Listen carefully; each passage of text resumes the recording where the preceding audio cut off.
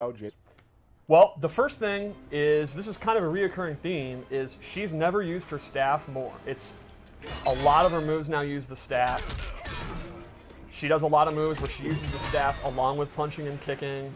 She uses it. She also uses her glaive more in a lot of her animations. You can see in her throws. Yeah, I wanted to make sure all of her weapons kind of came through, right? Like, she's had these things for decades now. Right.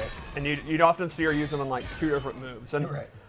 As I break this game down, the more I would play it over the last year, it always struck me the range of the characters is really strong because of their weapons. And it kind of occurred to me, this is essentially a weapons fighting game in some ways with a lot of characters. Like, it's way more of a ranged game than we've previously seen in MK. Like, you can see her down 2 is awesome. It's one of my favorites to use in the game. It definitely covers a lot of ground. Yeah, it's a very, very good move.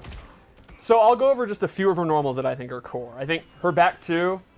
The wiggle stick. Yeah, the wiggly stick is extremely fast, multiple hits, really easy to, you see it, hit confirm it into a special move.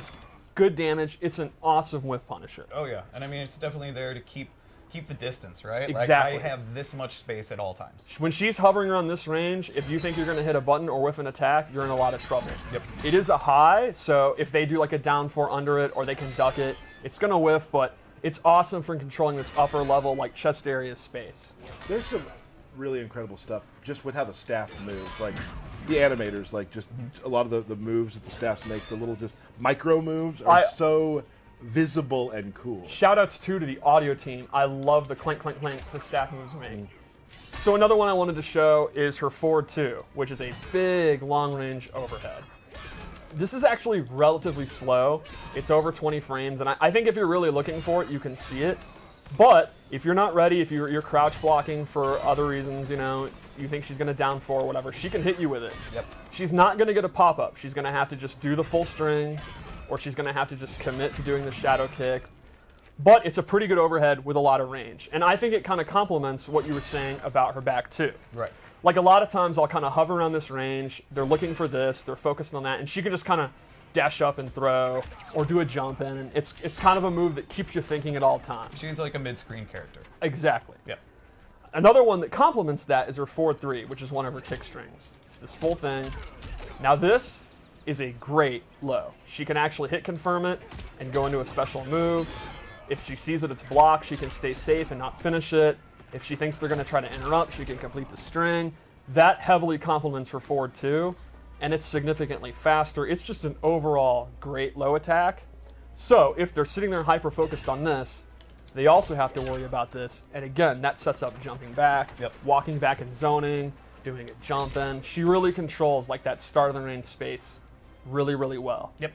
And one more move I want to look at is her back 3, and this is her key mid. It's pretty fast. She can hit confirm it again into her special moves. She can just continue the string and be safe. And it's the mid you'll use if they're ducking a lot. Right. Like, if you're using this and Sub-Zero won't stop uppercutting you out of it, you can walk up, and it's really good range. And then that's going to open up, again, your throws, your zoning, whatever you kind of want to do. The rest of her tools. Exactly. So, I mean, we've kind of talked a little bit about it. So her archetype as a character would be, how would you put it? I would say she controls space, and that lets her play her game, which is very versatile based on what she wants to do. She's got some good zoning, decent mix-ups, some good block pressure. She can, and you'll see some interesting special moves. So I would say space control leading to her then kind of playing her game, which is tailored to your variation. How do you play your game? Well, that's get into a special moves and kind of show some of them. So you always want to bring back the core moves when you think of Jade, and so the shadow kick's one of them. Yep. It's exactly what you'd expect from a shadow kick. It's a high, but it's very fast. It has a second hit. Yeah, it's a great whiff punisher, a great sometimes I'll just be walking back, and if the opponent, I think he's gonna do an ice ball or something, I'll just preemptively do it, and I'll take the risk. Right. And he might punish me, and that's a bummer, but I'll take the risk. It's a bummer. Yeah, and then her glaives are back, but they're done a little differently. You kind of took the spirit of the glaive, but they're now a slow-moving projectile with a lot of wind-up, but you can see they cover a ton of space. And that makes them awesome if you think the opponent is going to jump in, like they'll get hit by the tail of it. Right. Or if you think they're trying to walk in. So it's not like a projectile you spam, it complements her space control. Like, you kind of do it just to say, no, the mid-screen is mine, stay back, don't move. And then if they try to jump it and they're going to jump early because it has such a long tail, that's what your down 4 is for. So in my opinion, her zoning with the glaive is really kind of to slow the pace of the match down, to then walk into the mid-range to do all the stuff we talked about. Right. You know, one thing we don't talk about a lot, which I think is really important, is props in the game, right? Like a first hit props or like weapons? First hit not props. first hit props. Okay. Weapons and things like that. Yeah. A lot of the characters who are in Mortal Kombat are iconic, not because of just their character, because of what they carry. Yes. Right. You know, the glaive and the staff, very important things. And you know, big ups to the team that makes the props for, you know, helping create the character and make it have even more depth because of how cool the props are and the amount of props they have to make. Yeah, I mean, There's a lot. There's a lot. Like, there's one for Jade that it's kind of similar to a fan, which is like MK2 when she was a katana palette swap. There's some that have like glowing energy. There's curved ones. There's straight ones. Like, there's a million different glaives. But all There's these things put together, MK3 ones. Like, yeah. Oh yeah. all these things put together, they still have to match her personality. They can't be like, she can't throw radios at you. That Well, I would mean, be- she could. She could. She could. It would probably break some of the mythology. They probably don't have radio technology in Outworld. I never thought about that. But Right. you are the lore master, so let's keep going. The last classic move would be her glow is back. She's fully projectile immune, has this snazzy purple effect, and any projectile is going to go through her while it's active. So Classic. while she can slow the pace down with her zoning, it's hard to zone her because she can have this on. Right. And then she just gets in right on you. Yep. Yep, absolutely. And her last base move is this parry, which has the coolest into I've ever seen in my life. Like, for the most part, I'm just going to do that to people online. Like, that's all I care about doing. And she can amplify it into this awesome. I absolutely love the way she recovers out of that next snap. Look at that. I'm marking out. The way So- the way her arms kind of just go to the side when she's done. Oh, yeah. Is super. Just like it's. I've never seen a more awesome looking nonchalant neck Yes. break. It's effortless. True Yeah. story. I actually accidentally hit Aaron using a Japanese like wall scroll rolled up and pretending to do one of her normals. I accidentally hit him in the QA lab. Well, it's So let's go over some of the loadout moves I gave her. Right. I started with my personal one I like to use, which is a zoning variation. Yeah. And I know you like these ones too. So she has an all about upglaive. it. And if she meter burns it, it's great. She amplifies. She gets a second one. Right. This move dominates the air. Yes.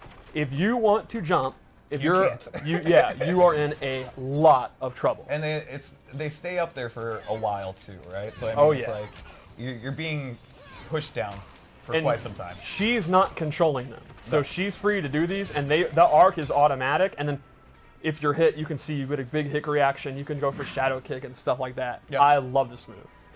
She also has an air glaive that goes straight down, and that's a double one. You can use this to fake out jump ins, to jump back, and if they whiff a normal, you do it. It's To stay in the air longer. yeah, exactly, to go over ground pounds or whatever. And then the last move in this I also really like is a extremely quick low projectile. The Adinian Spock. Yeah, this is a brand new move, and I think it's great again for space control. Especially if you have them looking for the overhead and they're hyper focused and they're afraid of it, you can just do this to knock them down for a little bit, chip damage. You're literally controlling every aspect of the fight when you have this set up. Yeah. Like you can go low, you can go up. Like you're controlling everything. Stream Chat was confused. Aaron Davis from Yes. QA. Yes. Not Yeah. another Aaron. Yeah. Yeah. Dizzy, ex-tournament player Dizzy. I actually hit him as revenge for all those MK9 losses. You'll get over it someday, sir. One other move would be her staff spin. I forgot about that. This is just a great combo ender. In the corner, you actually get a combo. Normally, she's not really a combo character. For all her space control, she really isn't opening up with these huge combos. She Right. just kind of ends in a special move. But in the corner, because of that staff spin, she can. Right. Like a lot of times when I have someone in the corner, I'll mix up her overhead or her low and go into throws when they're looking for it, and she'll actually get that 30% combo. So the staff spin's pretty cool. Awesome. I just like it for the additional damage, right? Like you just add that to almost Yeah, everything. it's no reason not to do it, and it also has amazing audio and looks cool. Yeah, absolutely. Before we keep going, let's talk real quick. What do you do against Jade? The main thing against Jade would be don't freak out, walk your way in, pick your opportunity. If you think she's going to do the low spark, you get a free jump in. And while you're going to eat it down too, it's not the end of the world. because her combos are going to do less than your combos because she's not really that much of a combo character. Like if she's fighting Baraka, she's going to zone him out, but if he gets in, he's going to do a lot more damage than her. Sure. The other thing is a lot